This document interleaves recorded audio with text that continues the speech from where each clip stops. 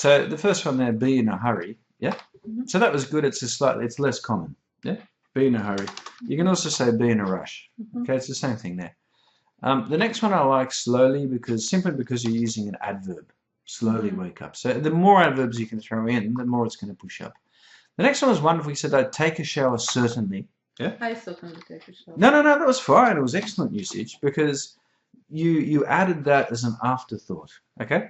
So you didn't say I take a shower certainly. You said, I take a shower certainly. Of course. You understand?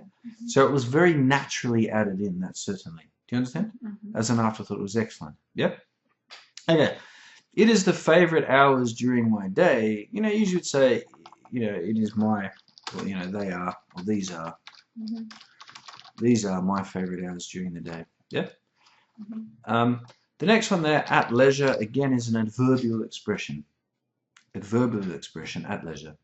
So that's excellent. Yeah. The next one there, I read the newspaper. What you can say is I peruse the newspaper. Peruse. I peruse the newspaper. So what does that mean, I peruse the newspaper? It means you read carefully. Okay. An alternative to that is if it's not like carefully, for example. Let me check how it's going. Okay, so if it's not carefully, you can say, if it's quickly, you can say I flick through or I leaf through the newspaper. Okay? Which do you think is quicker, flick through or leaf through? Flick. Yeah, exactly. Flick through is like, it usually means you're only really looking at the pictures, maybe the headlines. Leaf through, it means you're reading little bits here and there, and peruse is detail. Yeah.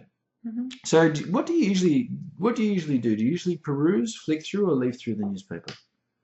I think leaf through. Yeah. Okay. What about if you're reading a magazine? Peruse. Peruse. Yeah. Okay. Good. The next one, I can watch a film. That was good because you said can. So why is can good in this context? I can watch a film. Why is that good? This is an opportunity. It's general. Ability. It's general. No, not ability. It's generalizing. I can, or maybe I won't. Yeah. So it's like generally. It's a modal verb, and it shows that maybe yes, maybe no. Next one, head off for. It was just good activation of less common language. That was excellent. Yeah. The question mark. Why did I put got? Because you made that mistake. I got to work. You understand? And that's quite a big mistake there because you're talking about present habits. Yeah, so it was a bit strange you made that big a mistake. So that's why I wrote it there. The next one, good activation of vocab from there. I knock off from work. That was good. Generally, I like that because like can, you're generalizing. That was good. The next one, I have my dinner. What's nice about my dinner? What's the difference? I have my dinner and I have dinner. What is the difference? I don't know. My dinner. I have my dinner. It's more idiomatic. It's a little bit more possessive. I have my dinner. And it means, this is what I like to do. Yeah, first I watch my television. Yes, I cooked it I prefer not to eat in restaurants or cafe, or I have my dinner. Yeah, but you can say I have my dinner in a restaurant. Yeah, but this is my dinner and this is what I do. That's what I like to do. Yes. So, interesting enough, you can say anything like, I watch my television. Yeah? Мой кусок телевидения. Мой кусок. That's what it means. So, it's not that typical about I watch my television, but it's actually I have my dinner. Yeah, or I have my quiet time. My 10 minutes to myself. Yeah? So, I have, that's, very typical actually. I have my quiet time, my own personal time, my time. The next one, look, adore is less common. Okay, so theoretically that's good, but how do you feel about how you used less common? How do you feel about that? How do you feel about you used adore? How do you feel about that? It is difficult for me because I prefer to use I like. Yeah, it's much better to say I like. I like, I'm fond of, I'm keen of. Yes. Adore is very strong. And you said it and everything was theoretically correct, but I didn't, okay, you said you adore it, but usually when you say I adore, you start talking more about it. Whereas you say I adore watching TV. Then, so it came across as a little bit artificial. It wasn't bad. It certainly wasn't bad. But I just thought when adore, make sure it's got to sound like you adore. And logically, when someone says I adore, they give more details. If they, I hate it, they give more details. Yeah. Mm-hmm. Yeah. Okay, the next two here, by the way, moreover, they're good for your fluency and coherence, the coherence, yeah? I thought they were... mechanical, yeah. Yeah, I thought they were slightly mechanical. They weren't Because that bad. I know that I have to use some linking words. Yeah, this is exactly, that's what I say. I must to use these linking words. I always say it like that. I must to use is wrong. And this idea that you must use them is also wrong. And that's exactly why the key to getting a 9, I think for in a lot of ways, is finding that one native speaker you like and watching and exposing yourself. Because what you'll find is you'll find it pretty easy to pick up their linking words and how they use them. So I just really like to contrast the mechanical way you threw in these ones with a very natural way that you use certainly. Yeah? Yeah, I take a shower certainly. Yes, yes, yes. Oh, yes.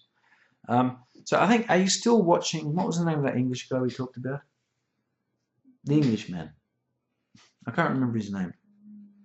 We a YouTube video. Remember we watched... I listened to Fry. Stephen Fry, that's it. Yeah, you're still watching Stephen Fry and listening to him. Yeah, so on a regular basis, and maybe for homework, you can watch some of his videos and make a note of any linking expressions. Any linking expressions at all. It can be like a very formal, big, noticeable one like moreover, or it can be certainly. How does he use however? How does he use though? Does he say something like that kind of thing? Do you know what I mean? It doesn't have to be these very traditional on the other hand ones. Any sort of linking word that he uses, pay attention. Because if you can throw them in naturally, that's what will make you sound natural, okay? It's a really big one because the pronunciation will go with that. So it pushes both of those, fluency, coherence, and pronunciation up to a 9. Yeah? Okay. The next time we spend time discussing, that's cool. I just thought catching up is a good phrasal verb with friends. Yeah, so anytime you're talking about friends, we spend time catching up. Yeah? You know, on what we've been up to. And that's a good, remember, I think I mentioned a double punch combination, yes? Yeah. And the last one, they go to bed, hit the sack. Yeah. Big note here, that is informal, that one there. Okay? Catching up with is normal. Yeah. Head off for work is normal, but hit the sack is a little bit informal. Okay? So if you've just, you know, used moreover I hit the sack, that's going to sound 100% mechanical. Do you understand? It doesn't mean that if you've used moreover somewhere else, you can't use hit the sack. Okay? You know, for example, nowadays you can watch someone giving a formal speech, and then in the middle of it, they'll want to show they're very angry, and they'll use the word fuck in the middle of a formal speech. Not in the IELTS, yeah, but you can see it, you know, fairly regularly where someone in a formal context now can just throw that in one sentence to show they're very angry. Do you understand? So just because you use moreover when you're speaking, it doesn't mean you can't use hit the sack. But you have to have, you can't really put them together right next to each other. And when you're delivering the sentence with moreover, you have to be a little bit more formal, whatever you're talking about, than when you hit the sack. Do you know what I mean? Okay. Okay, so about the first one here, it was completely different, yeah? Yeah, that was good. It was completely different. Very naturally used. Now, what's your linguistic choice for putting in an adverb here to emphasize? It was completely different. It was really different. What's your other linguistic choice? What else can you put there? What other adverbs? Nareci. Really? It was. Completely, really? Awfully. Awfully, yeah, okay.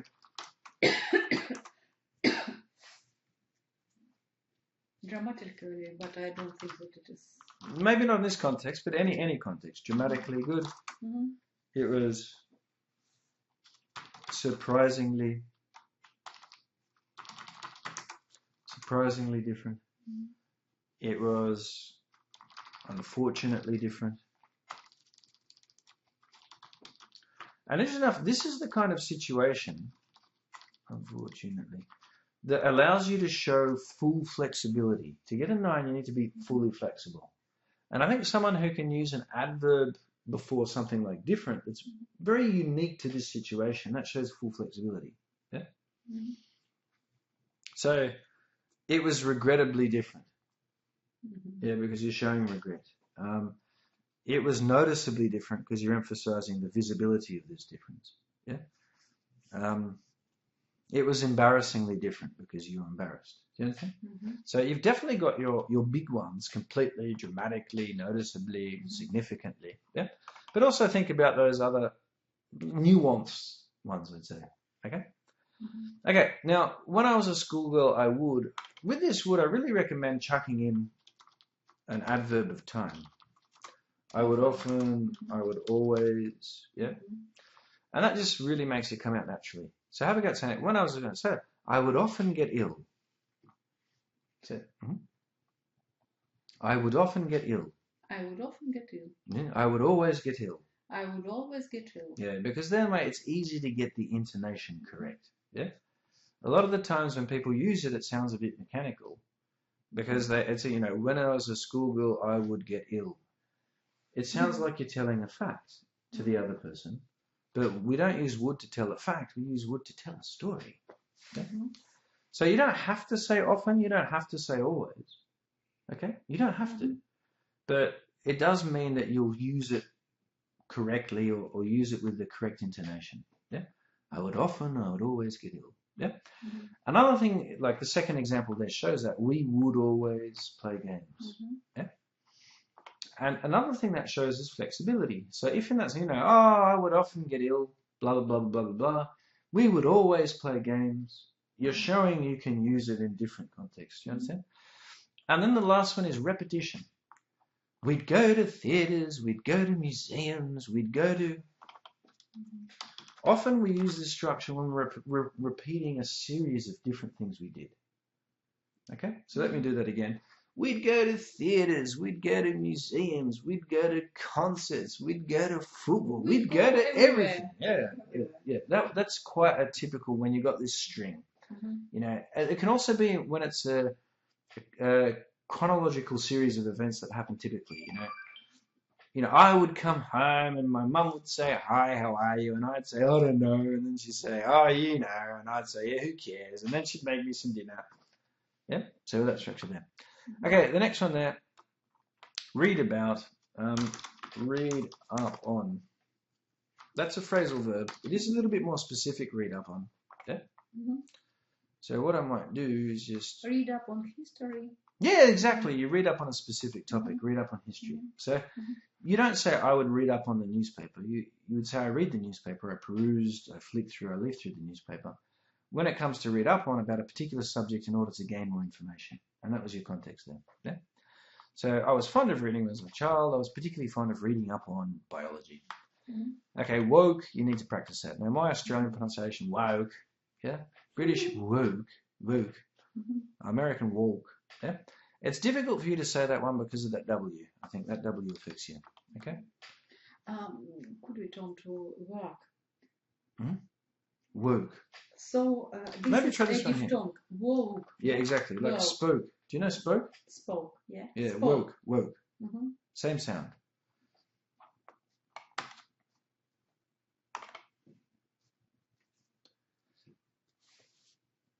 And as for W, it is a late problem because it was difficult for me and for Russians generally to differentiate V and W. Definitely. Differentiate. Yeah. 100% true. Yeah, this kind of, I don't know what we call it, like a semi-consonant or something like that. A weak consonant. It's quite difficult. Okay, what about the next one here? When you're inviting your friends, what's the phrasal verb? My friends would come to mine.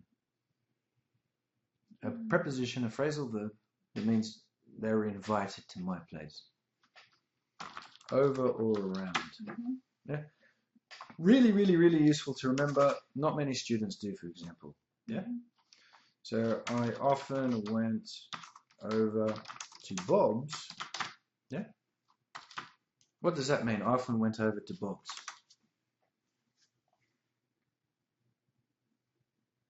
Spent time with him. Yeah, in his place, in his house. Do you understand? That's the key. Not spend time in a cafe or in a pub. It's you actually are invited to his place. You understand? So another example, do you want to come over today? That means, do you to come to my house as a guest.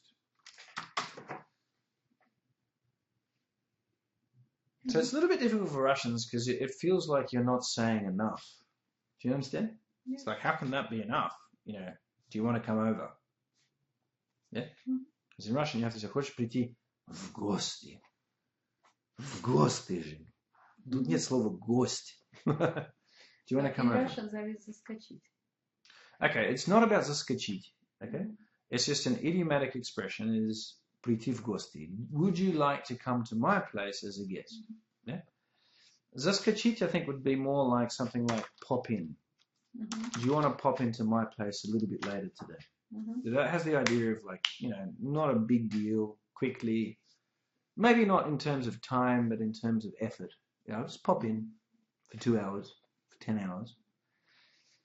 Okay, the last one is when you're talking about the past. You could say, when I think about this time when I was younger, or when I look over, around, back. Back. Yeah, and again with at, when I look back at that time. So you don't have to say, you know, when I look back,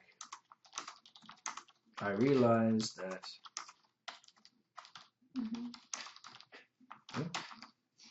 Okay, and the kind of specific verb there is to reminisce. When I reminisce, yeah. But I don't know why it's not as common to say this. When I reminisce, do you understand? Yeah. Usually we use it to describe people. You know, they were reminiscing. Do you know what I mean? Yeah. It's a little bit strange. So it's not necessarily wrong when I reminisce about that, but usually used to describe it. You know, that man was reminiscing, or I often, you know, when an old friend comes over, we sit around reminiscing. Yeah, they're using that type of context.